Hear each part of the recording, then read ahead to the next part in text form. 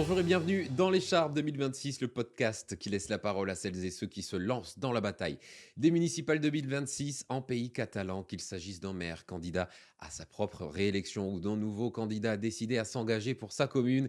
L'Écharpe 2026 leur laisse la parole en toute impartialité. Ici, on s'intéresse simplement au profil et au projet. Et aujourd'hui, j'ai le plaisir de recevoir Julien Potel. Il est candidat à Rivesaltes avec sa liste Rivesaltes, l'avenir en grand. Bonjour Julien. Bonjour à tous. Et merci d'avoir répondu à notre invitation. Qu'est-ce qui vous a ancré dans cette commune de Rivesaltes? Coup de cœur récent, terre d'enfance? Vous savez, je suis arrivé en 2009. J'ai rencontré mon épouse. C'est ce qui m'a amené dans cette jolie ville de Rivesaltes. Et si on vous demandait de montrer un seul endroit dans la ville de Rivesaltes à des personnes qui arrivent pour la première fois, ça serait lequel? Alors, ça serait les allées Joffre. Les allées Joffre sont en plein centre de Rivesaltes. Ce sont des allées ouvertes où on peut proposer plein d'événements sur cette place, que ce soit les marchés, les festivals. C'est un lieu emblématique de Rivesaltes. Alors derrière le candidat qui brigue la mairie de Rivesaltes, qui est Julien Potel. Alors, je suis Julien Potel, collaborateur parlementaire à l'Assemblée nationale, député suppléant de Madame Sabatini. J'ai 44 ans et je suis marié, donc père de 2 enfants. Et quel a été l'élément déclencheur? Ce moment où vous vous êtes dit, je dois me présenter, je dois y aller pour ma ville. Alors, c'est une anecdote. Depuis tout petit au collège, je me suis présenté à chaque élection de délégué. Donc, on va dire que j'ai peut-être ça dans le sang. J'ai rencontré Louis Alliot en 2017, qui m'a fait confiance et il m'a demandé dès 2019 de créer ma liste et de la présenter aux élections municipales de 2020, ce qui m'a permis d'être élu conseiller municipal. De votre point de vue, quel bilan vous tirez du mandat qui vient de s'achever à Rivesaltes? Alors déjà, je souhaite souligner tous les mandats que Monsieur le maire a fait, André Bascou. Il a fait de belles choses à Rivesaltes, mais le dernier mandat était marqué par de l'immobilisme.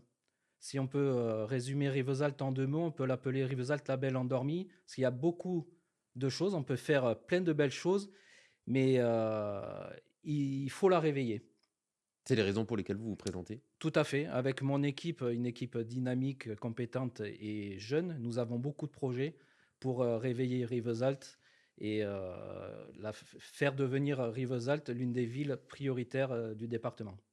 Si vous êtes élu, vous aurez donc 7 ans sur ce mandat pour réveiller Rivesaltes. Quelles sont les grandes lignes de votre projet et les priorités également? Alors, durant ces 7 années, nous allons déjà faire un audit financier pour connaître l'état des finances.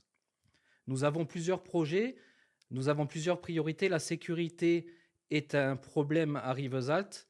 En fait, l'insécurité à Rivesaltes fonctionne par vagues. Vous avez plusieurs fois durant l'année des cambriolages. Donc, pour remédier à ce sentiment d'insécurité, nous allons d'abord recruter plusieurs agents policiers municipaux, 3, et ensuite 2 ASVP. Et nous allons leur fournir des véhicules supplémentaires, des vélos, parce que j'estime qu'un policier qui circule en vélo est plus proche des habitants. Je préfère la proximité à la répression. Ensuite, il faut améliorer le cadre de vie. L'état des voiries, des trottoirs est vraiment très mauvais à Rivesaltes. Les Rivesaltais m'en font part à chaque fois que je fais du porte-à-porte. C'est important de rénover ceci et il faut rendre ces trottoirs accessibles à tous les usagers, notamment aux personnes à mobilité réduite. Et un troisième point, c'est les festivités. Rivesaltes, on a dépassé les 9000 habitants, mais il n'y a pas un programme festif qui est à la hauteur de la ville. Donc nous allons dynamiser euh, l'offre des festivités et en dynamisant les festivals ou les manifestations, ceci va permettre de faire venir du monde à Rivesaltes et les commerçants vont bénéficier de ce monde qui viendra déambuler dans le centre-ville. Fin de mandat, quel serait le changement le plus visible? Alors le changement le plus visible, ça serait au niveau sécuritaire et au niveau propriété de la ville, ainsi que l'état des voiries.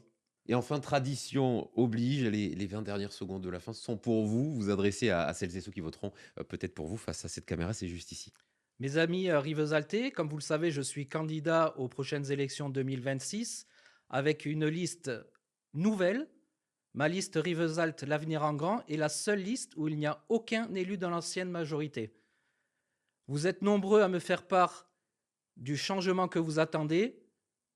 Je suis la seule liste qui peut apporter ce changement. Avec moi et avec mon équipe, nous serons des élus proches du terrain, proches de vous, et on répondra à vos questions facilement. Merci beaucoup Julien Potel. De rien, je vous remercie. Et si vous êtes vous aussi candidat, que vous souhaitez prendre la parole sur ce siège, n'hésitez pas à nous contacter. Ici, l'accès est libre, l'accès est gratuit, impartial, neutre. N'oubliez pas non plus de vous abonner à la chaîne. Ah bah oui, et surtout d'activer la cloche pour ne manquer aucun futur entretien avec les acteurs des municipales 2026 à côté de chez vous. On se retrouve demain pour un nouvel épisode de l'Écharpe 2026. Salut.